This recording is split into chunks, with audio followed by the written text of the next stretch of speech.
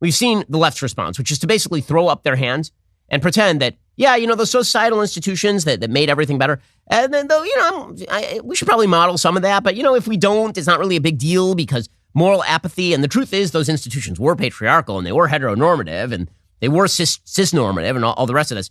Well, that's not a solution. But the right has reacted to that, the destruction of these institutions, in precisely the way that you would suppose. So George Gilder, who's an economist and a really good thinker, he had a book back in the 1980s called Men and Marriage. And his basic premise is one of the things I've been suggesting here, which is that men have this wild, aggressive instinct. And these wild, aggressive instincts must be put to work for building, or they will be put to work on behalf of destruction. And you are seeing that as women have treated men as superfluous, men have started to treat women, in some circles, as the enemy. They've started to treat women as though women are something to be treated as chattel, or women should be treated without the full respect that women deserve. They say, well, women aren't treating themselves with respect. Why should I respect women? Women don't want me to open the door for them, so I'm not going to open the door for them. Women say they want to be independent, that women don't want a man. Okay, well, I'm not going to treat them like they do. I'm going to take my aggressive instincts and I'm going to use them to their best available effects. Okay, or worst available effects is the actual case, maybe. So I would say example 1A here would be Andrew Tate. So I've been discussing Andrew Tate a lot because he's back in the news a lot, did a 2.5-hour interview with Tucker Carlson that had a lot of interesting moments to it. And the thing I've always said about Andrew Tate is that Andrew Tate's diagnosis is very often correct, and his prognosis, his actual recommendations for what we ought to do are almost entirely wrong. That many of the things that he says about the feminist movement are totally right. He is critiquing the left's wrecking of these institutions. But instead of trying to reinforce the institutions and rebuild the institutions, his response is the toxically masculine response is, well, if this is a new world, then what I'm going to model, the behavior I'm going to model is not getting married, having kids, building a home, supporting my community. The behavior that I'm going to model is instead being as toxically masculine as using women. Right? If women are still driven toward that top achiever, I'm going to be the top G, right? I'm going to be the guy who's the top achiever, and then I'm going to sleep with as many women as possible for sexual access. I'm going to have Lamborghinis, I have really nice cars, I'm in a nice house, I'm going to live in Romania. I'm going to do whatever I want to do because that's what the male aggressive instinct unchained looks like. And we've been basically barred from the societal institutions by women. So what you should aspire to is this. Okay, well, this leads many on the right, because they look at his diagnosis and they're like, a lot of what he's saying about feminism is right. It leads many people on the right to look at the diagnosis and say, well, he's one of us. Okay, well, here's the thing. Andrew Tate's solutions are not along those lines. Some of the stuff that he says to Tucker Carlson, for example, is not the way he actually lives his life. So tape has now emerged of Andrew Tate talking about the way that he treats women. So Andrew Tate made a lot of money off quote unquote cam girls. Cam girls are women who undress and perform provocative acts for the lust of men on webcams. Apparently, you pay these women and you can tell them what you want them to do online, and then, pleasure yourself is apparently, I suppose, the way this industry works. Well, Andrew Tate was deeply involved in this industry. That's how he made a lot of money. And he bragged about it, like a lot. Okay, so Andrew Tate's solution to the problem of feminism, and particularly third wave feminism, and the complete dissolution of sexual ethos is to participate in it, but go back to sort of the way that it was in cavemen days, right? Men use women as you will, and this is now justifiable. That's the only way you can explain the fact that Andrew Tate is simultaneously critiquing the feminist sexual ethos of the sexual revolution and full atomistic hedonism while simultaneously participating in it. So here is Andrew Tate. Okay, this is a clip that was going around. It's actually a fairly long compendium that was going around of Andrew Tate talking about what he actually did with women over the course of years. And me talking about it, I don't know his case. I don't know whether this is criminal behavior. I don't know whether it's not criminal behavior. I know I would never talk like this. I know no good man that you know would ever talk like this. I know that any man who says this kind of stuff has a serious moral problem. Here's Andrew Tate talking about women in a way that I don't think any good man should ever talk about women. What are you charged with? That's a really good question. I'm charged with being the head of an organized criminal group, which is in charge of recruiting girls to make TikTok videos. They face charges which include human trafficking, rape, and forming a criminal gang to sexually exploit women. OnlyFans is the best hustle in the world. Are they accusing you of using violence or? No. They're accusing me of using the lover boy method, coercing them by being nice. I don't mention webcam until after I've had sex with the girl. If you're on dates and you're trying to mention it and it just doesn't work. It puts them off. I'd never do that. That's disgusting. I'm not a whore. It's just not gonna work. You continue as normal, no mention of webcam. You the girl. After you f the girl, you do the PhD test. So yeah, on corporatetape.com, I have my PhD program, and that is PhD is a pimp and hose degree that I'm. Clever. And Clever. That teaches basically how I got girls, how I met girls, how I got girls to like me, how I got girls to fall in love with me to work on webcam for me. Okay, so that's disgusting. That is actually evil.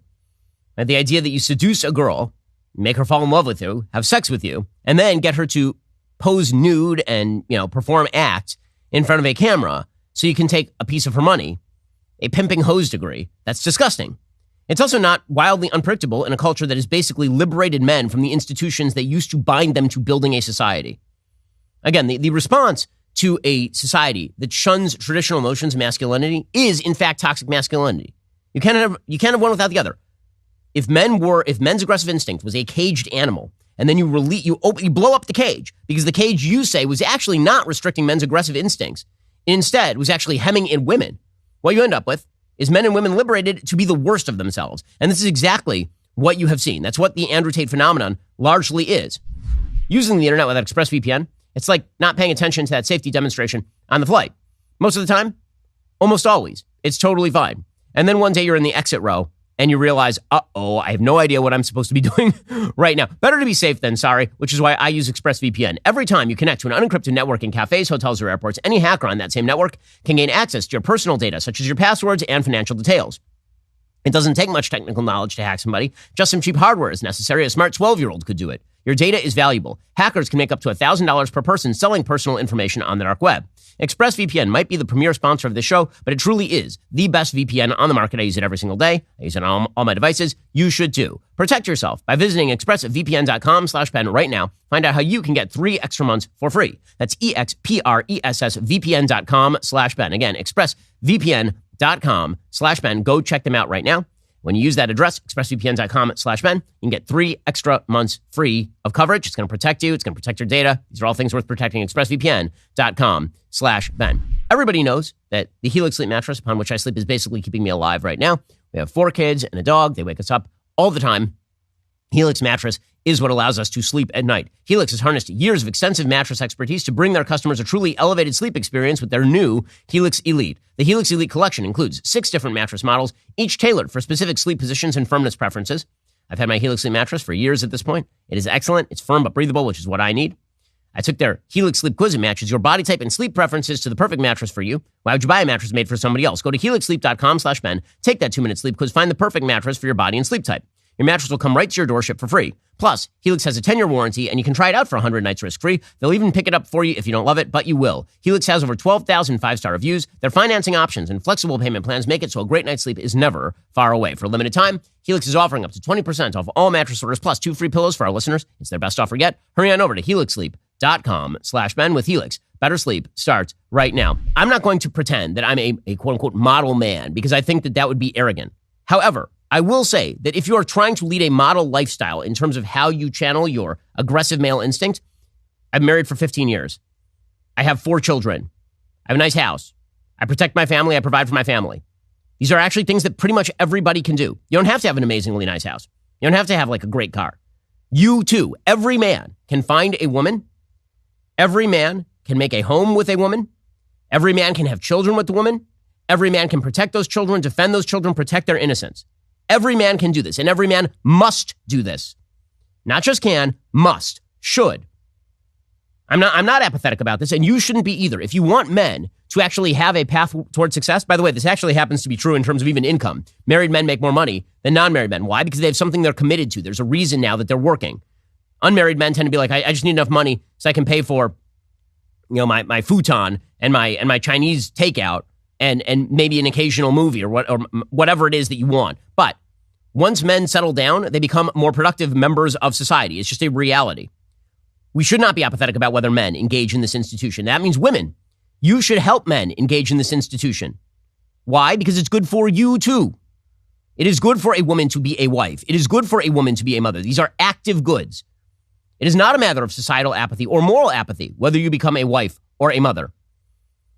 And that does not mean, as the feminist movement has taught you, that you have to subjugate yourself. You have to be a slave to your husband. You're a partner with your husband. You're Azer Kenegdo. You're a helper against him. It is your job to work on him. It is his job to work on you. And it is both of your job to build a family unit that provides the basis for the society.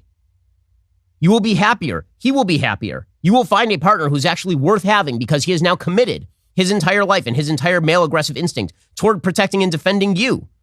That is of benefit to you because you know what's worse? A liberated world in which the only men who are interested in getting involved with you are men who are seeking to prey on you. Those are the choices. Now, there are these famous memes, these kind of which way Western man memes. Okay, which way Western man, the real meme ought to be traditional family lifestyles, moral chaos. There is no in between. Moral apathy is moral chaos.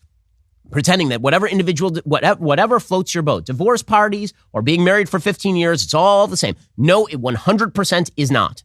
It 100% is not. Now, it is also clear that men sort of, collapsing as half of the species in terms of performance, in terms of suicidal ideation, in terms of income, in terms of education. All of that is going to be clearer than it happening to women. Because just generally speaking, when women fall apart, women tend to be self-destructive. Men tend to be destructive of others. They tend to be destructive of the society around them. Because again, males, their aggressive instinct is unchained and it tends to be directed outward. Women, when they're very hard on themselves or when they're having a really tough time, they tend to direct it inward, right? You can talk to a teenage girl versus a teenage boy, you can see this. Teenage boys who go bad join gangs. Teenage girls who go bad start working on themselves and breaking themselves down. Okay, well, if you wish to cure all of that, then you need a society that gives people a thing to do, the most important thing that has yet to be done ever. But again, get rid of it. Once it becomes reaction, once it becomes women versus men, the feminist instinct versus the aggressive male instinct, well, there's no end to it, and it's just spiraling down. Alrighty, coming up, we'll be joined by Chris Rufo. He's joining the show to discuss his new book, America's Cultural Revolution, How the Radical Left Conquered Everything. If you're not a member, become a member. Use code Shapiro at checkout for 2 months free on all annual plans. Click that link in the description and join us.